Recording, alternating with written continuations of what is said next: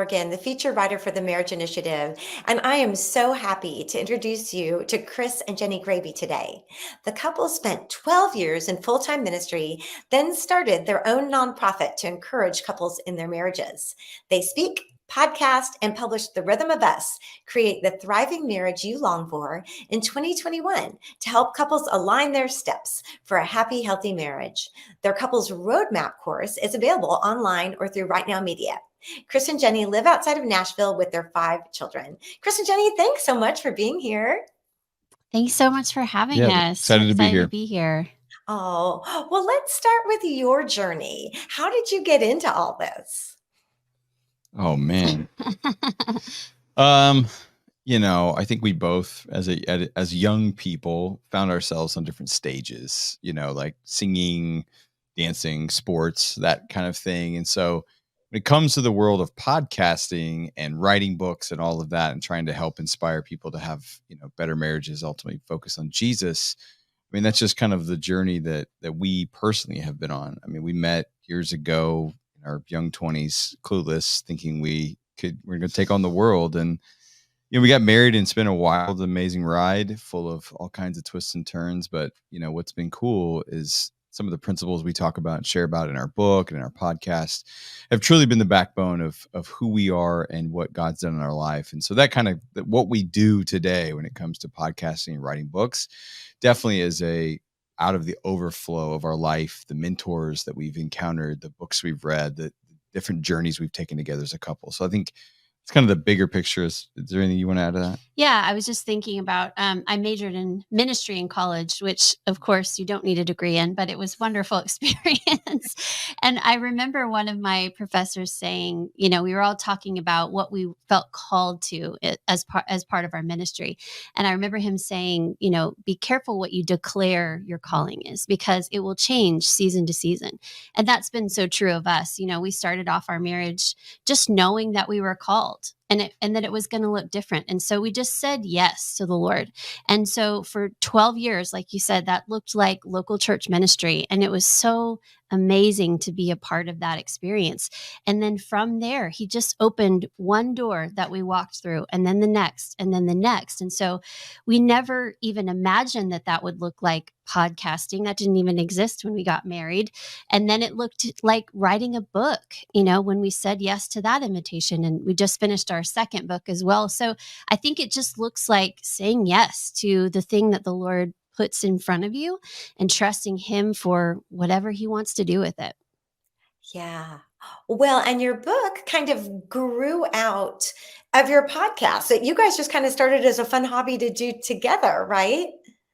Yeah, I think, like I said, we just felt really called to ministry. And so after we stepped out of local church ministry, we still wanted to do something together. And so we just felt like the Lord prompted us to start a podcast. We love working together. We love interviewing people. We love sitting at the feet of wise mentors. That's kind of our favorite way to learn. And so that's where we started. We just invited the wisest people we could find around us to sit with and learn from. And then God just broadened the circle from there. And eventually it included, incredible authors and speakers around the world. And so that's just how it began. And then from that, the podcast that we started was about just spiritual growth and spiritual formation, but all of the messages that we were getting from listeners were about marriage. Obviously, because we're a couple and we love each other and we talk about our relationship a lot. The questions that we were getting from listeners were not about spiritual formation. They were about, hey, we really love, the relationship that you guys have together. And could you maybe just talk about that? Talk about what keeps you close to each other and what's helped carry you over the years. And so we just decided, okay, how about we just talk about what are those things that have helped us stay close? And what are those practices that we've learned over the years? And we shared about that. And from that, we had a publisher reach out to us and say, hey, I was listening to this morning and I felt like the Lord just said, there's something here. Would you guys pray about turning this into a book? And we just thought, well, no, because we don't have any time to do that. We have 5 kids. We have, all these things. but we did pray about it, and the Lord just dropped this message in our spirit, and that's really how the book was born. So it just felt like such a God prompted thing, and we're just grateful to be able to share that message. Oh, well, I just love that. And you touched upon it, when you began talking about your mentors, because that's really what started, even when you very first got married, because y'all were very young when you got married and you started your family, just a few months, just, I mean, almost immediately you had your baby like around your first anniversary, and then there you go. Uh, Started out, but you always knew that you wanted to seek others, people like our marriage champions, maybe, or people that our marriage champions could be mentors to kind of pattern upon. Let's talk a little bit about that, because that's really kind of how you started with your podcast and where you got some of your wisdom, especially when you were younger. Yeah, for sure. I think, one of the things we write about in the book is I think all of us, every single person out there has some sort of experience with marriage, and it could be good and it could be bad. We detail pretty extensively in the book that like I kind of saw everything what not to do. I kind of had the mentors that you go, got it. Don't want what you have. So not going to follow that.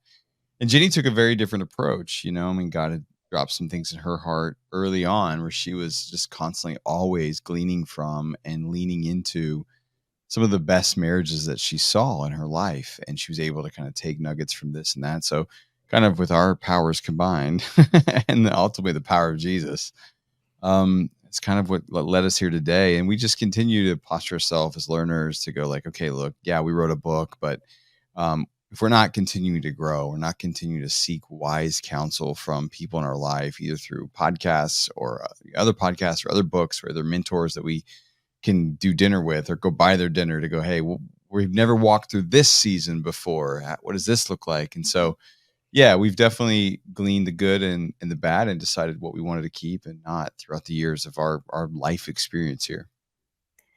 Well, and Jenny, you told me about a particular mentor that you had really connected with, even as a younger girl growing up. Some people that you really like their example. Do you? If you're free to use their name, or if not, just call them Couple X. But tell us about what you learned, because it flowed in some of your book and some of the things that you mentioned. Yeah, we'll give them credit. There have been several mentor couples that God has planted along my path and then along our path as we got married.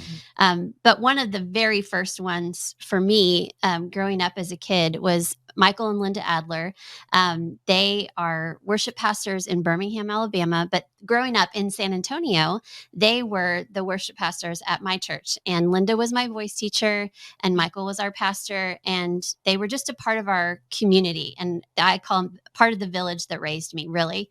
And so we were always around them. I was always over at their house for voice lessons, or we would go on family vacations together with other couples from our church. And I just always remember God just prompting me to take notice of the way that they were around each other, because it was clear that somehow they had managed to stay wildly in love after decades of marriage. And, not just like they liked each other, but I could just tell they really love each other. They just enjoy being together. How do you do that? I just remember noticing, even as a young kid. And then when Chris and I met and got engaged years later, I remembered Michael and Linda's marriage, and we still kept in touch, and we're close. And so they invited us down for a weekend to spend with them in Birmingham, and we drove down from Nashville, and they just graciously sat with us as we sipped our coffee in the mornings, and they just poured out wisdom for us. And it was just such an incredible way to begin our relationship. I think both of us knew, having done relationships wrong before, that we were so desperate to do it right, that we were very hungry for all the wisdom that they could offer us. And so we just paid careful attention and really tried to soak up all the practices that they taught us that weekend, and we still talk about them today. I mean, almost 20 years later, some of those key principles that they taught us were just straight out of God's word. And so they were truth that we could sink our teeth into, and that would really carry us over the years. Well, and they in particular related to each other in a way that became one of your foundational, and in your book, of course, The Rhythm of Us, you have five foundational rhythms, and I want to get into those, but they kind of inspired one of those. So maybe you can talk about that one, then we can talk about the rest of the rhythms and what is rhythm even. Sure. Yeah, in the book we talk about kind of the concept of building your rhythm of us is kind of just the set of practices that carry you as a couple. And we really walk through sitting down and talking about what those are, maybe what is not working, where you're out of rhythm as a couple, and what is working. We all have those things. If you think about it right now, you can think immediately. If I say, "Where are you in and out of rhythm?" You can know pretty much immediately what's working and what's not. And so we talk through what are the rhythms that carry us. And we talk through five intentional rhythms that we noticed when we looked across these mentor couples that we sat with. There was kind of five common denominators that rose to the top. And this first one that you were asking about that we learned from Michael and Linda was what we call the rhythm of speaking life. And the whole idea is just to never throw your spouse under the bus. You always want to hold them up with your words. And we talk about specific ways that we can do this in the book. But the whole idea is that there is so much power in our words, right? Like the Lord used power of his words to create the world, and he's given us the invitation to join with him in that creation when we speak with our words. We literally create the culture between us in our relationship by the words we choose to speak towards each other and about each other. And this, goes to a whole other level when we have kids, right? Because they are watching our every move. They're listening to the words that we're speaking about each other and towards each other. And so when we're careful with the words that we say towards each other, it builds this culture between us that's either inspiring and encouraging or demeaning and diminishing. Yeah, and that's the thing. Michael and Linda, you'll never hear them speak ill of the other one. Check out what this guy did or what this, like, they're not. They're going to speak life. They're going to speak it when they're there in front of them, and they're going to speak well of them when they're not around, And so, one of the things we talk about is like, this is really one of the key rhythms. Because if you Yeah. are serving somebody, but you're not speaking life to them, they're like, they could care less. If you're Yeah. going on a big adventure, but you're not saying kind, uplifting, inspiring things, encouraging things to your spouse, and they're like, great, I don't care where you take me. Like, your words hurt. And so that's why we just love and believe so wholeheartedly in this rhythm, the rhythm of speaking life. And nobody's perfect. I hope everyone hears that. Obviously, we all have been guilty of, saying a joke that hurts our spouse's feelings in front of others, or, slipping up and saying something hurtful. Of course, none of us are perfect. But the point is, we can always start fresh. And this is such a great rhythm to start with because Mhm. it's easy to grab onto that handle, right? I can start today by noticing something that I love about my spouse or something good that they did, and just offer thanks for it and tell them thank you for doing that thing. So it's an easy thing to grab onto. I love that you used the word handle, because that was another kind of inspiration for your word rhythm. That as you're kind of looking at places where you may be out of rhythm or trying to improve your rhythms, it was a very safe word. Chris, you explained that really well. Could you kind of talk us through that again about why rhythm is kind of a safe place to have some of those conversations with a spouse? Yeah, sure. So, I mean, if you're married and you're listening to this, more than likely there's something we're all growing, hopefully, and there's areas that we can work on. And there's areas that I can work on as a husband, and obviously there's areas that my wife can work on. And that's for all of us, right? But I think it's a hard place to try and bring up that topic with your spouse. You're like, all right, I know I need to talk to them about this. And so this is a framework and a way to deliver a message or ask a question it's really kind of takes you off your guard, takes your spouse off your guard. Instead of being across the table where you point fingers and go, you're this or you're that, or you need to do this, you need to do that. It's like it more puts you on the same side of the table, and you can look kind of towards the center of this proverbial table and go, hey, are we in rhythm or are we out of rhythm here? And it's not you're this or that. Your spouse could go, I feel like we're in rhythm. You're like, really? I feel like we're out of rhythm. Why? What does it look like? What do we, and it's more of like, hey, it's not pointing fingers. We're on the same side of the table. We're looking at it together, and it's like, okay, well, what do we need to do to get back in rhythm in this area in our life? And it just sets the table and gives a framework for couples to safely communicate with each other. Hey, there's something that's on my mind, and you're not the enemy. We're on the same team. Can we look at this together? Yeah.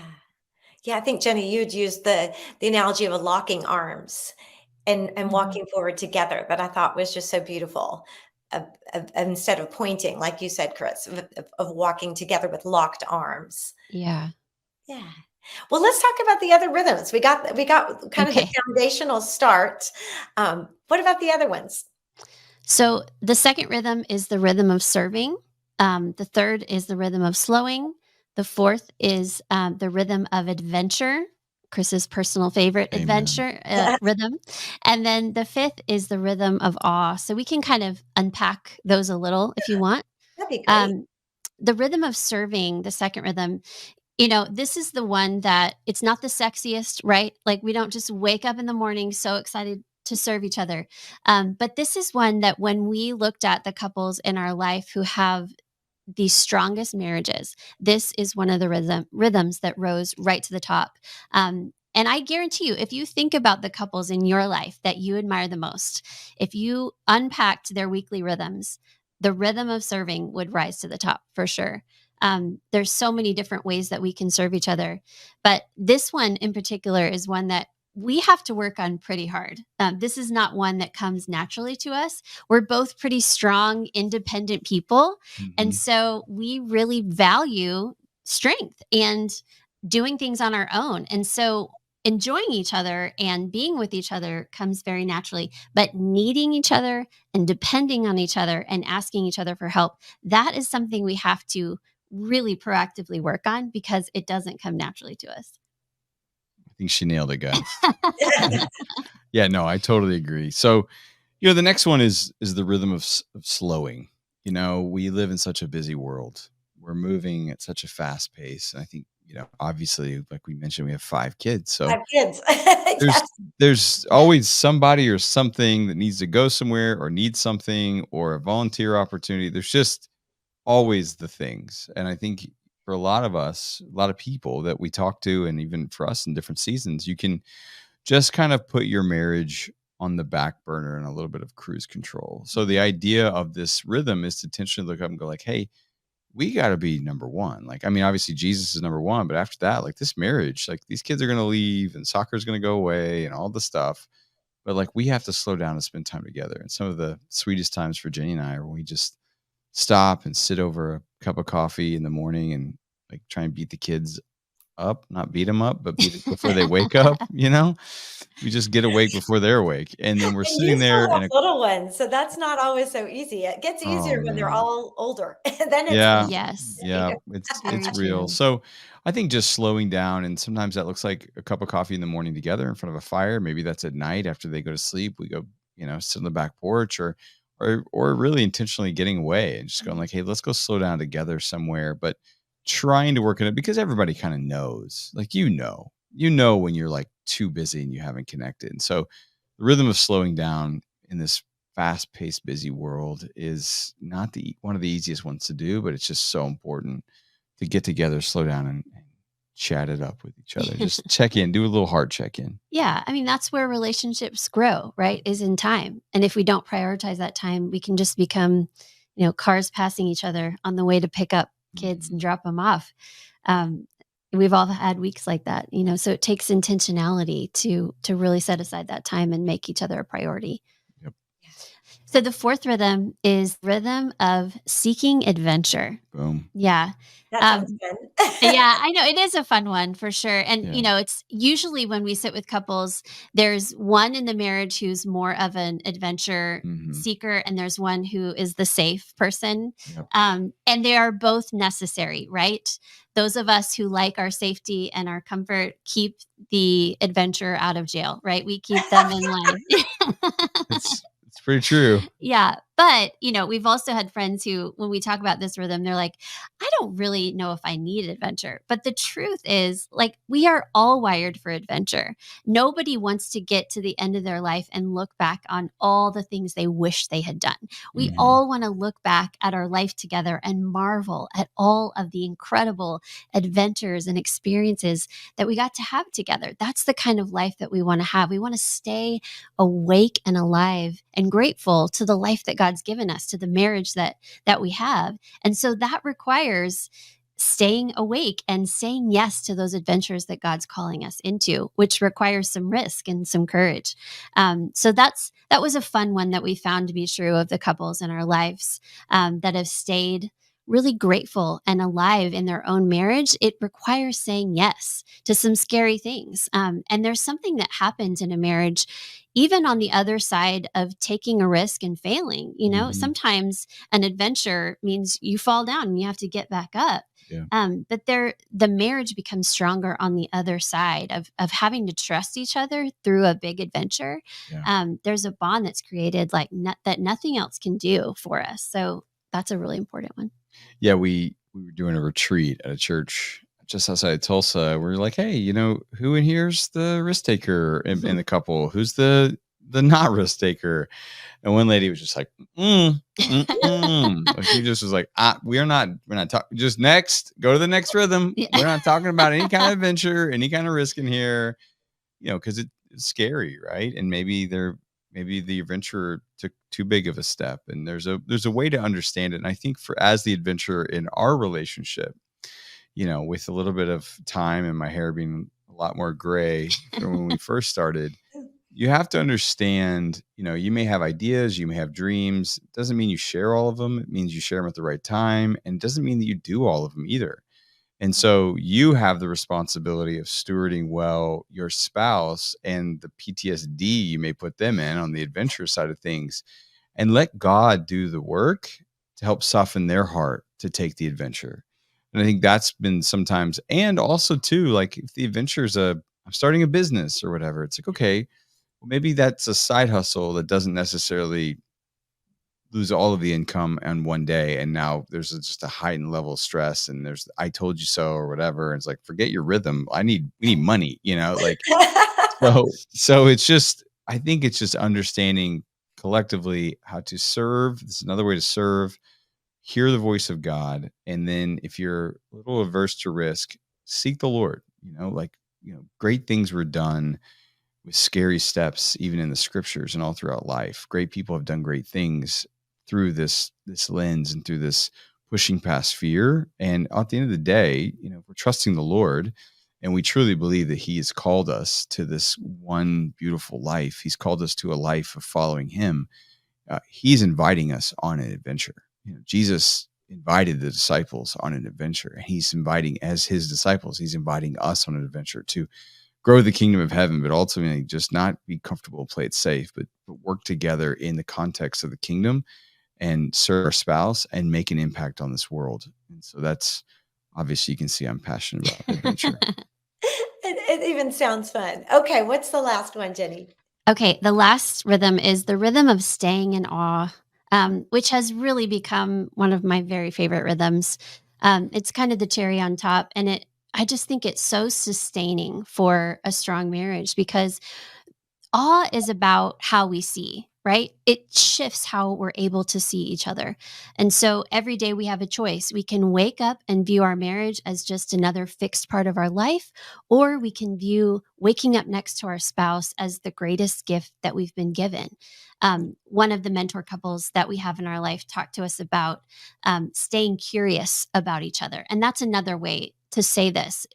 Awe helps us see each other with eyes of curiosity and not believe the lie that I already know everything there is to know about him just because I've been married to him for 20 years.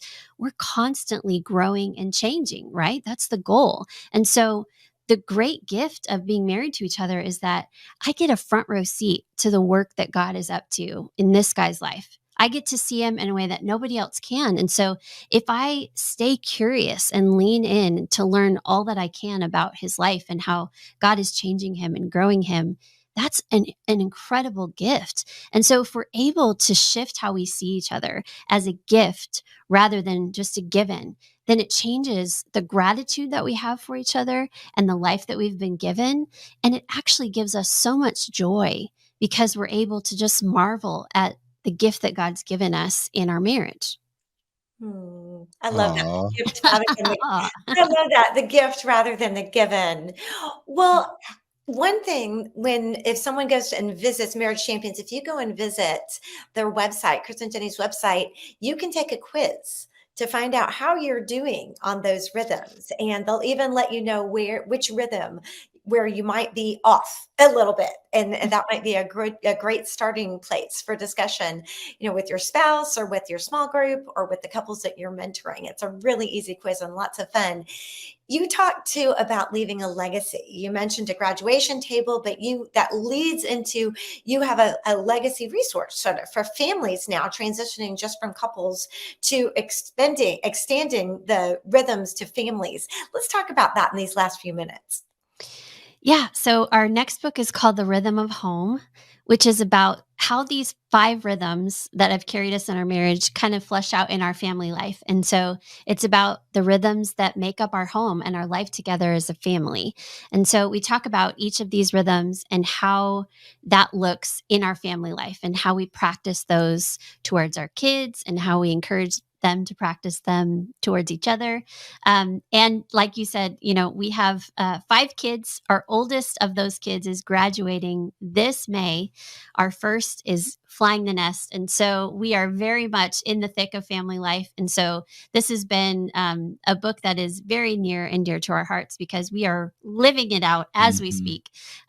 In fact, our publisher was like, you have to stop adding extra stories. I just kept having more stories every day because we're literally living it. They're like, we have enough stories. You have to stop adding them. But we will never run out of stories because we have No. so many kids. Yeah, I think the gift, one of the gifts of having 5 kids, anybody who's listening might know this, is we have such a span of time. We have an 18-year-old and we have a 6-year-old. Mhm.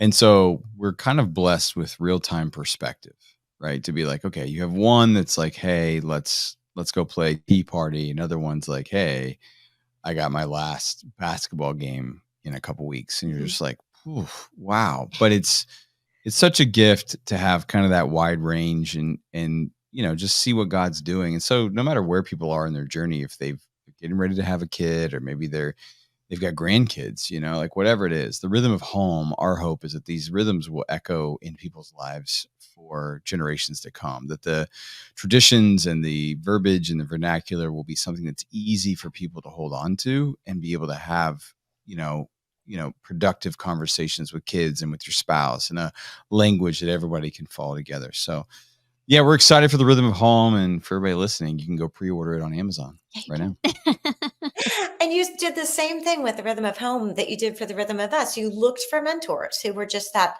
step ahead and asked him, how did you do this? I know you mentioned that there was a sibling group you ran into in their 20s and they were hanging out and they liked each other and like, what did you do? What did you do?